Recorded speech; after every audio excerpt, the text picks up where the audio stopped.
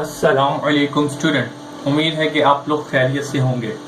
बेटा इस वीडियो के अंदर हम लोगों ने एक्सरसाइज 9.3 का क्वेश्चन नंबर 8 को कंप्लीट करना है। चलें जी स्टार्ट करते हैं। बेटा सबसे पहले क्वेश्चन नंबर 8 को हम पढ़ते हैं, ठीक है, तो उसके बाद इसको हम स्टार्ट भी कर लेंगे। ठीक है, ये क्या है क्वेश्चन नंबर 8। क्वेश्चन नंबर 8 में क्या कह रहा है? क्वेश्चन नंबर 8 में कह रहा है find the angle between the positive Y axis and the following vector, यानी कि जो वेक्टर दिए हुए हैं इनके अंदर सिंपल वाई एक्सिस का जो एंगल है वो बनाएं। तो बेटा इसको मालूम करने के लिए, एंगल ऑफ वाई एक्सिस मालूम करने के लिए हम डायरेक्शन ऑफ कोसाइन के फार्मूले यूज करेंगे।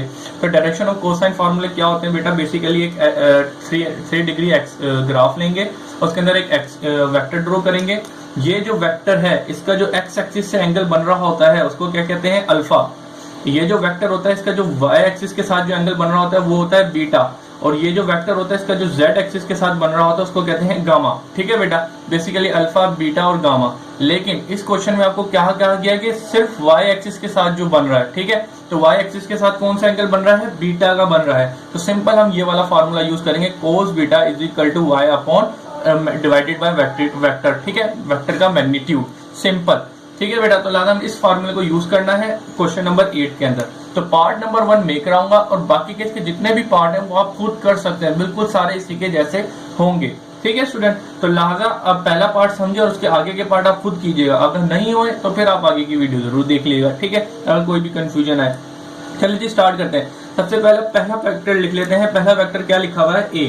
ए वेक्टर दिया हुआ है, A vector is equal to 2i minus 2j plus 2k। ठीक है, ये एक वेक्टर दिया हुआ है। इसका कह रहा है कि ऐसा वेक्टर इसका एंगल बताओ जो y एक्सिस के साथ बना। तो सिंपल आपको पता है कि कौन सा फार्मूला यूज करेंगे? ये वाला। तो इसमें आपको पता है कि वेक्टर का मैग्नीट्यूड भी डिवाइड करना होता है। तो सबसे पहले सोल्यूशन में आप लोग क्या करेंगे? इसका मैग्नीट्यूड मालूम करें। ठीक है, तो मैग्नीट्यूड मालूम करने का सबसे आसान तरीका क्या होता है? आपको पता है कि भाई स्क्वायर रूट लेंगे होल के ऊपर, i के साथ जो लिखा उसका स्क्वायर, i के साथ लिखा हुआ है 2, और j के साथ जो लिखा हुआ उसका स्क्वायर, माइनस 2 का स्क्वायर, और k के साथ जो लिखा हुआ है उसका स्क्वायर कर देंगे। ठीक है, तो वो क्या लिखा है? 2। सिंपल।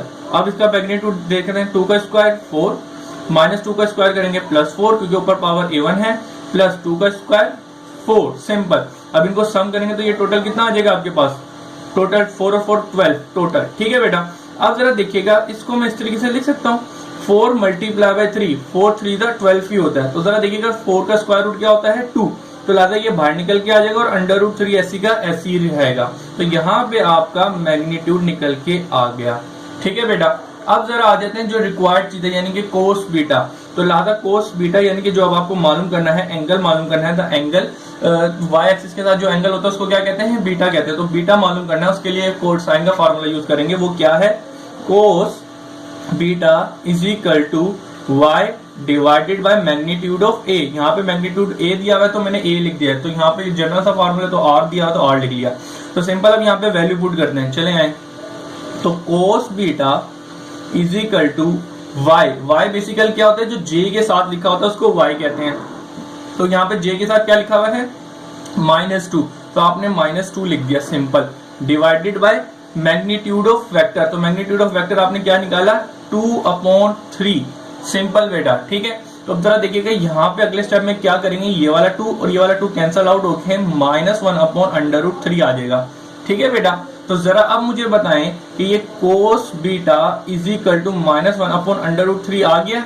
ठीक है, लेकिन आपको कोस बीटा कहा गया था या एंगल मालूम करने के लिए कहा था कि बीटा मालूम करके बताओ, जो वाई एक्सिस के साथ जब एंगल बन रहा है वो मालूम करके बताओ। तो आपको एंगल मालूम करना है, तो लिहाजा ये जो कोस है उधर जाके कोस इनवर्स हो जाएगा। सिंपल। तो लिहाजा भी कर देते हैं कोस इनवर्स। तो ये मेरा उस साइड पे गया, बीटा ऐसी कैसी रहेगा? Cos inverse.